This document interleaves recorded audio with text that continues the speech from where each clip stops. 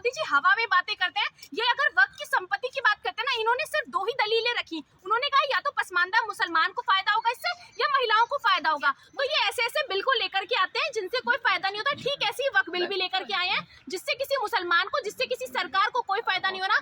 वक्फ bill लाने का एक ही मतलब है, बिहार में सरकार गिरानी है, बिहार में नीतीश कुमार और चंद्रबाबू नायडू का करियर खत्म करना है, नरेंद्र मोदी जी को बिहार में बसना है। नरेंद्र मोदी जी जो योग गुरु को सपोर्ट कर रहे थे, जिन्होंने योग को सपोर्ट किया था, वो कह रहे थे कि जो अपने बाबा रामदेव है वो योग गुरु है, उनकी दवाइयां, उनके पतंजलि के प्रोडक्ट्स खाइए। कोरोना काल में सुप्रीम कोर्ट ने फटकार लगाई। अब रुआवजे बिक रहे हैं तो ये कह रहे हैं रुआवजा जिहाद है। तो ये रुआवजा को भी मुसलमान हिंदू में बांटना चाहते हैं, तो ये लोग वक्फ बिल को कैसे हिंदू मुसलमान नहीं करना चाहेंगे। आर्टिकल 25 और 26 जब ये बात कहता है कि मंदिरों को चलाने की आजादी पंडित को है, गुरुद्वारे को चलाने की आजादी सिख को है, तो मस्जिद को चलाने की आजादी आप मौलाना या मुसलमान से कैसे छीन सकते हैं। हमारे राहुल गांधी जी ने हमेशा से यही कहा है कि लोग संविधान के हत्यारे हैं और इन्होंने संविधान को बदलने के बारे में कई बार पहले भी कह चुके हैं। तो ये संविधान बदलना चाहते हैं। धमकाने की साजिश है कि मुसलमान आपके देश पर कब्जा कर रहा है, मुसलमान आपकी कुर्सी पर कब्जा कर रहा है। तो राजनीति धर्म निरपेक्ष होनी चाहिए, लेकिन मोदी जी धर्म की राजनीति करते हैं। वाले हिंदू हैं, बहुसंख्यक कौन है देश में, हिंदू है।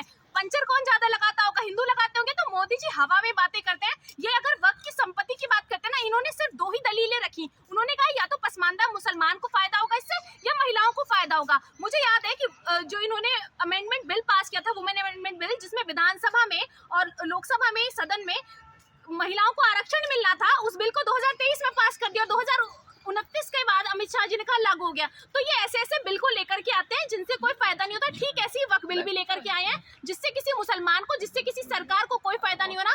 वक्फ बिल लाने का एक ही मतलब है, बिहार में सरकार गिरानी है, बिहार में नीतीश कुमार और चंद्रबाबू नायडू का करियर खत्म करना है, नरेंद्र मोदी जी को बिहार में बसना है। आप ये देखिएगा कि मुसलमान जो आज तक नीतीश कुमार जी को सपोर्ट करता है, नीतीश कुमार जी वहां से भी पलट गए और उन्होंने मुसलमानों के खिलाफ जाकर के वोट कर दिया सदन में, और वक्फ बिल जो है पास हो गया। तो मुझे कहते हुए शर्म आती है कि नीतीश कुमार जी को अब सीएम पद से हट जाना चाहिए, और जनता इस बार जब फैसला सुनाएगी तो नीतीश कुमार जी अपने पद से हट जाएंगे। लेकिन सही बात तो बोला है ना उन्होंने, अगर सही से इस्तेमाल होता था, आज वो पंचर ना बना रहे होते। देखिए, आपने कितने मुसलमानों को देखा पंचर बनाते हुए। कुछ इनके जो नरेंद्र मोदी जी जो योग गुरु को सपोर्ट कर रहे थे, जिन्होंने योग को सपोर्ट किया था, वो कह रहे थे कि जो अपने बाबा रामदेव है वो योग गुरु है, उनकी दवाइयां, उनके पतंजलि के प्रोडक्ट्स खाइए। कोरोना काल में सुप्रीम कोर्ट ने फटकार लगाई। अब रुआवजे बिक रहे हैं तो ये कह रहे हैं रुआवजा जिहाद है। तो ये रुआवजा को भी मुसलमान हिंदू में बांटना चाहते हैं, तो ये लोग वक्फ बिल को कैसे हिंदू मुसलमान नहीं करना चाहेंगे। आर्टिकल 25 और 26 जब ये बात कहता है कि मंदिरों को चलाने की आजादी पंडित को है, गुरुद्वारे को चलाने की आजादी सिख को है, तो मस्जिद को चलाने की आजादी आप मौलाना या मुसलमान से कैसे छीन सकते हैं। तो ये वक्फ बिल साफ तौर पर संविधान की हत्या है। हमारे राहुल गांधी जी ने हमेशा से यही कहा है कि लोग संविधान के हत्यारे हैं और इन्होंने संविधान को बदलने के बारे में कई बार पहले भी कह चुके हैं। तो ये संविधान बदलना चाहते हैं। मोदी जी तो मुसलमानों के साथ दे रहे हैं, कह रहे हैं वक्फ बिल। देखिए, बार बार ये लोग कहते हैं मुसलमान साथ है। किरण रिजिजू जी अल्पसंख्यक मंत्री सदन में खड़े होकर के बोलते हैं कि मुसलमान के साथ, मुसलमान हमारे साथ है। तो क्यों आपने यूपी के अंदर जो अपनी पुलिस खड़ी कर दी, मस्जिदों के बाहर पुलिस घुमा रहे हैं, मुसलमानों के घरों के बाहर पुलिस घूम रही है। बिहार यूपी में हाई अलर्ट कर रखा है आपने। बंगाल के अंदर बंगाल जल रहा है, हिंसा हो रही है। तो क्यों वहाँ की राज्य सरकार से क्या पूछते हैं? आपने वक्फ बिल पास किया जिसकी वजह से ये हिंसा हो रही है, आप उसको रोकने के लिए क्या करें? अमित शाह जी की पुलिस है ना, जाइए बंगाल में रोकिए हिंसा। इस बार मोदी जी नहीं बोलेंगे। मोदी जी को मंच पे आना है, राहुल गांधी जी कांग्रेस पर सवाल करने हैं। अब मोदी जी ने एक नया स्ट्रेटेजी अपना लिया, कह रहे हैं कि अगर मुसलमानों के इतने हितैषी है राहुल गांधी जी, तो अपना अध्यक्ष मुसलमान बना ले, क्योंकि इनको तकलीफ है कि एक दलित सदन में खड़ा होकर इनके खिलाफ कैसे बोल सकता है, इसलिए ये कह रहे हैं। और मोदी जी को इस बात की नॉलेज होनी चाहिए कि अध्यक्ष को एक ही हो सकता है, वो हिंदू हो, मुसलमान हो, या फिर वो दलित हो। ये कांग्रेस पार्टी तय करेगी। हमारा एजेंडा, हमारी स्ट्रेटेजी वो तय नहीं करेंगे। बिहार की राजनीति में बहुत बड़ा भूचाल आ गया है। अभी जीतन राम मांझी ने बगावत कर दिया एनडीए से।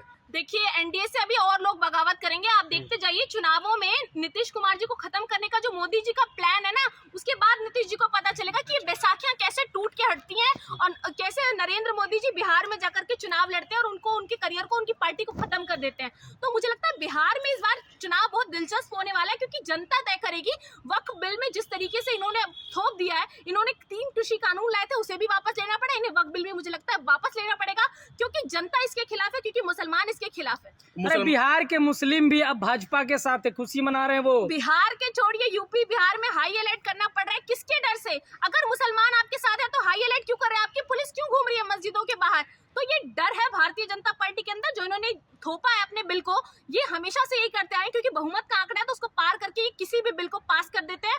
और वो बिल बिल्कुल जनता के समर्थन में, अगर मुसलमानों के समर्थन में हो रहा होता तो बंगाल नहीं जल रहा होता, बंगाल में हिंसा नहीं होती, बंगाल में मौतें नहीं होती। लेकिन मोदी जी को इन मौतों से कोई लेना देना नहीं है।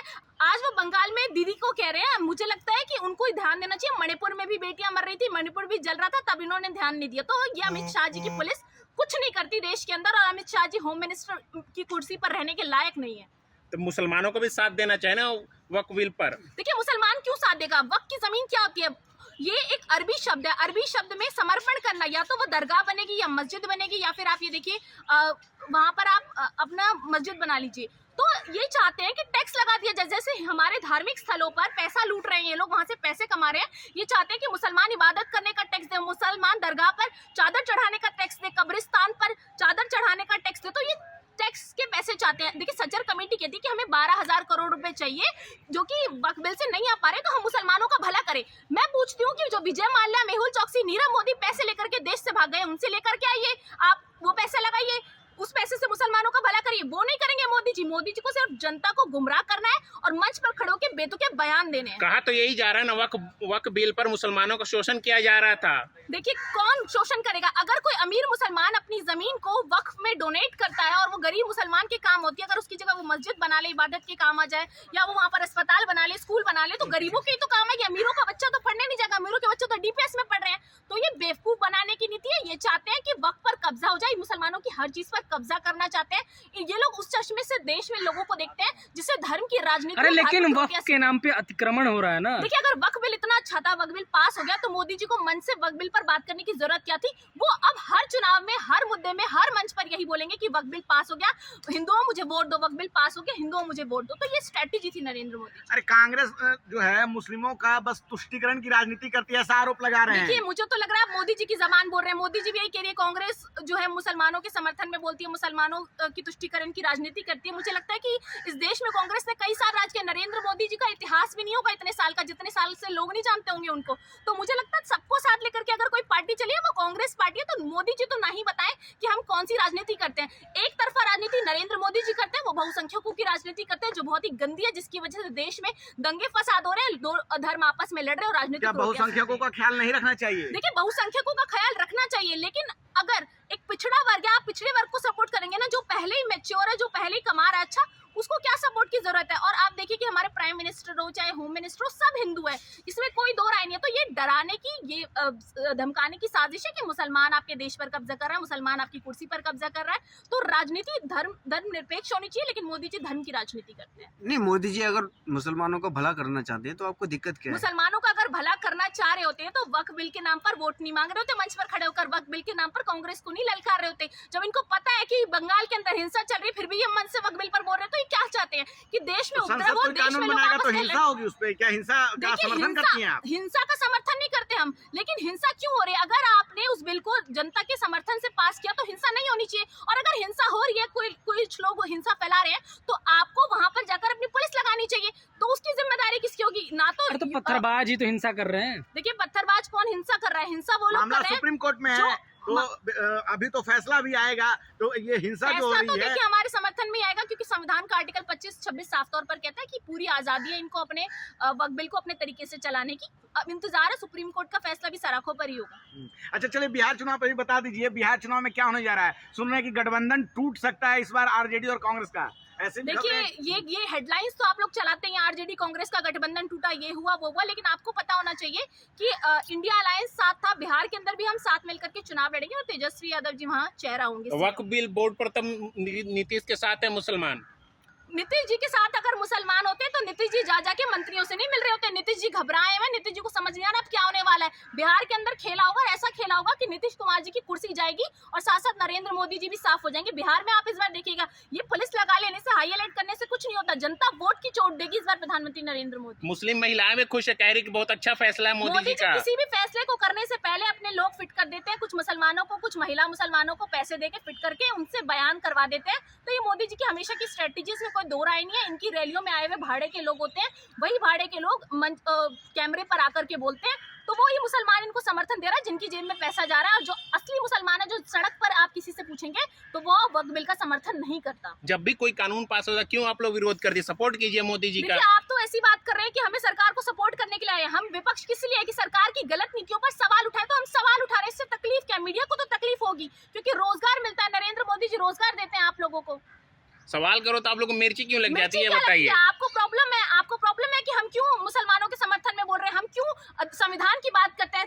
शर्म आती है मुझे कहते हुए भी कि संविधान को ना मानने वाले आज सत्ता की कुर्सी पर बैठे और आज आप जैसे लोग उनको कवर कर रहे हैं। अरे ब्राह्मण लड़की होकर के मुस्लिम का समर्थन, चाहे कुछ भी हो, संविधान सर्वोपरि। संविधान का जब आर्टिकल ये कहता है कि आजादी उनको है तो आजादी उनको है। अगर हमारे धार्मिक स्थलों पर भी अगर मुसलमान कब्जा करना चाहे तो हम नहीं करने देंगे, तो हम क्यों मुसलमानों के धार्मिक स्थलों पर कब्जा करें। आप ये सोचिए, रमेश बिदूड़ी जैसे लोग जो सदन में मुसलमानों को गलत बोल देते हैं, अगर वो सड़क पर आ गए, अगर वो वक्फ बिल में शामिल हो गए तो वो क्या करेंगे।